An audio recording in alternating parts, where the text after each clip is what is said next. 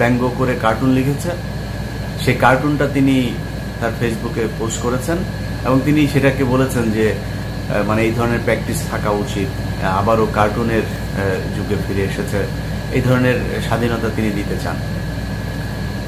কিন্তু তারেক রহমান সহ বাংলাদেশের সব রাজনীতিবিদদেরকেই বলতে চাই, যারা আওয়ামী লীগ করে এদের বাইরে যারা আছে তাদেরকে, ইনক্লুডিং এই যে অ্যাডভাইজার যারা হয়েছেন তাদেরকেও বলতে চাই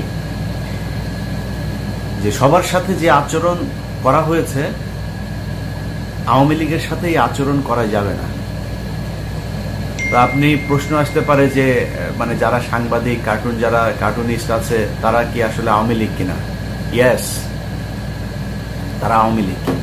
গতকালকে রাহুল রাহা যে এই সারা বছর শেখ হাসিনার মানে ছায়া ব্লাউজ ধরে তারপরে চামচামো করেছে, সেই রাহুল রাহা এখন গতকালকে খোঁজ নেন, গতকালকে তার অফিসে মিটিং হয়েছে একটা, সেই মিটিংয়ে তিনি বলেছেন যে আমরা এতদিন সাংবাদিকতা করি নাই, এখন থেকে আমরা সাংবাদিকতা করব, রিয়েল সাংবাদিকতা আমরা এখন থেকে করব। তো রিয়েল সাংবাদিকতাটা কি? রিয়েল সাংবাদিকতা হচ্ছে গত 1/11 সময় আপনার মনে আছে বিএনপির বিরুদ্ধে এই যে মুসাদ্দেক হোসেন ফালু থেকে শুরু করে সবার এর ঘরে নাকি এই পাওয়া গিয়েছে, ওর ঘরে ওই পাওয়া গিয়েছে, এই সেই নানান মানে সারাটা দিন ওই নিউজ। আচ্ছা আপনি বলেন 2001 থেকে 2006 সাল পর্যন্ত দুর্নীতি হয়েছে, আমি অস্বীকার করছি না, আপনি আমাকে জবাব দেন যে 2001 থেকে 2006 এর সময়টাকে যদি দুর্নীতি ধরা হয় আর সেই দুর্নীতিটাকে যদি মনে করেন একটা তেলাপোকা ধরা হয়, তাহলে 2009 থেকে 2024 পর্যন্ত শেখ হাসিনা যে দুর্নীতি করেছে সেটা কোন প্রাণী হিসাবে আসবে বলেন? ওই প্রাণী পৃথিবীতে না, হাতি টাতি যাই বলেন কোনোটাই আসবে না। সেই নিউজ কোথায়? এই প্রায় 10 দিন পার হয়ে গেল, কোন নিউজ আছে? মানে মনে হচ্ছে যে বাংলাদেশে এর আগে আপনার মানে খুব হযরত ওমর রাদিয়াল্লাহু তাআলা আনহু তিনি ক্ষমতা চালিয়ে গিয়েছেন, এখানে কোনো দুর্নীতি কোনো কিছুই হয় নাই। আসলেই কি তাই?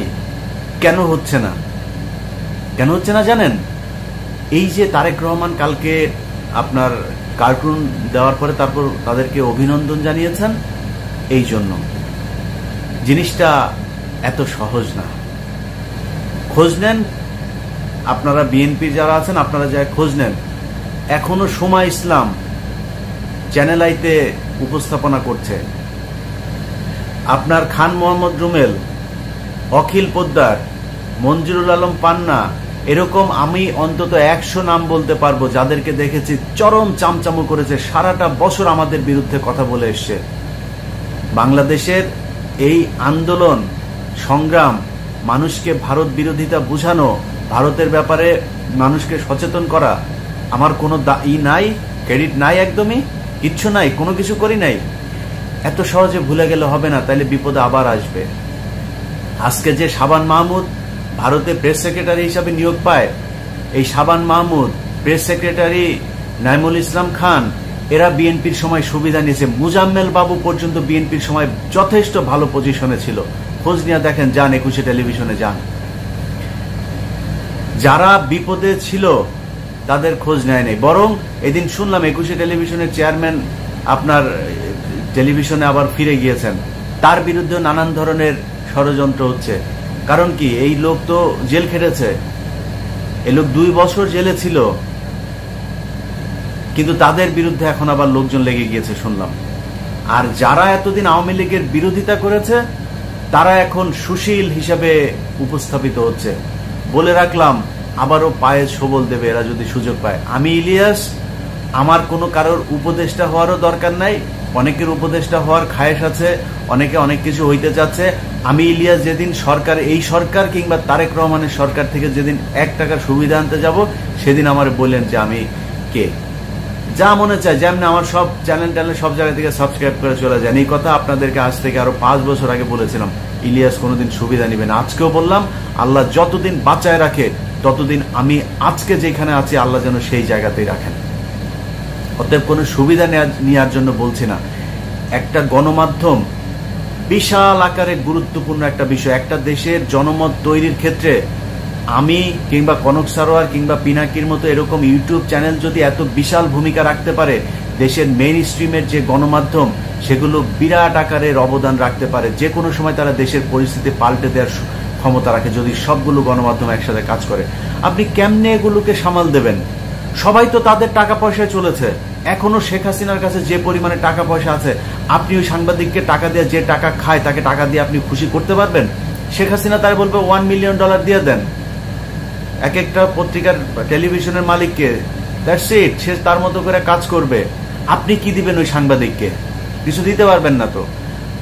অতএব যারা এখন এই মুহূর্তে এদেরকে এত সহজভাবে নিচ্ছেন এলাকা এলাকায়, আমার এলাকার কথায় জীবননগর চুয়াডাঙ্গা যেটা বললাম, যে তারা বিএনপির লোকজন এখন আওয়ামী লীগের লোকজন এখন বিএনপিতে যোগ দিচ্ছে, এবং বিএনপির অনেক নেতা, বড় বড় নেতারা তাদেরকে ওয়েলকাম করছে, তাদেরকে ঢুকিয়ে নিচ্ছে। অন্য ছোট ছোট যারা এতদিন তাদের দ্বারা টর্চার হয়েছে তারা এখন কথা বলতে পারছে না। সব জায়গাতে একই অবস্থা হচ্ছে। আপনি সোমা ইসলাম এগুলো এখনো টেলিভিশন চ্যানেলে যায়, ভাই ওই জায়গা আগে পরিষ্কার করেন।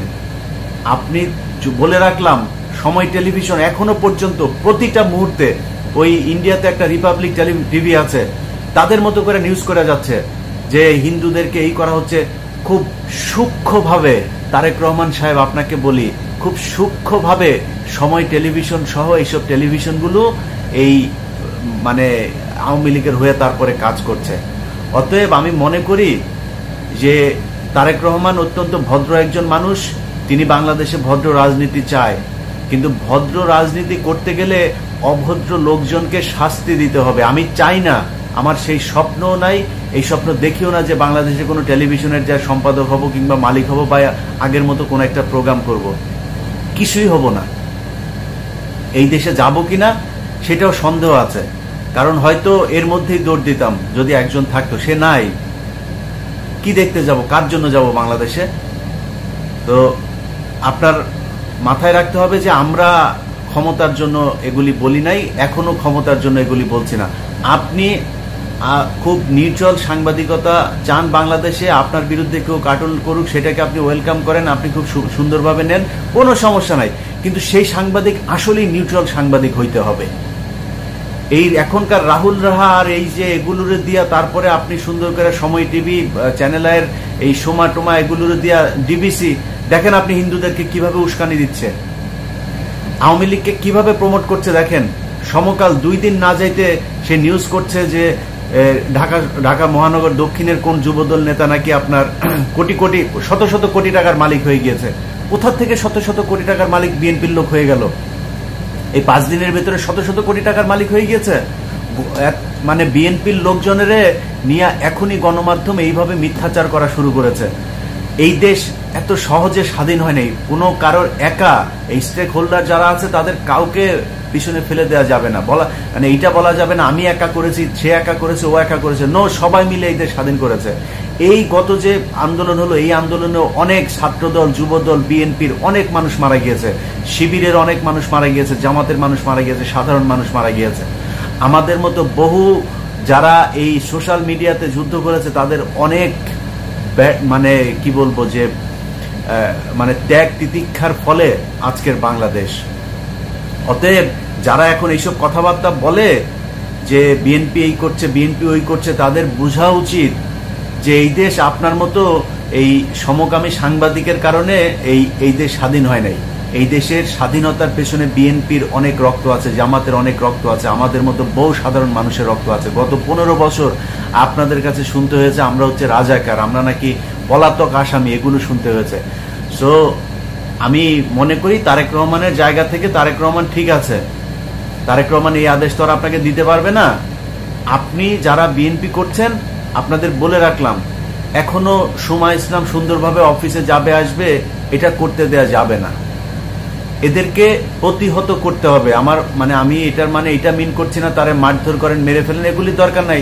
চ্যানেলের সামনে যান, সময় টেলিভিশনের সামনে যান, যায়া সাংবাদিক আমি লিস্ট ধরাই দিব, আপনাদেরও সেই লোকগুলো আছে, লিস্ট ধরে ধরে আপনারা সেই টকশোগুলো দেখেছেন, নিউজগুলো দেখেছেন, কারা করেছে সেই নিউজগুলো, এদেরকে সরাইতে হবে। আমিও হইতে চাই না সাংবাদিক, আমার দরকার নেই, আমি বাংলাদেশে যে এখন সাংবাদিকতা করব না। কিন্তু যারা আসবে, যে আসবে।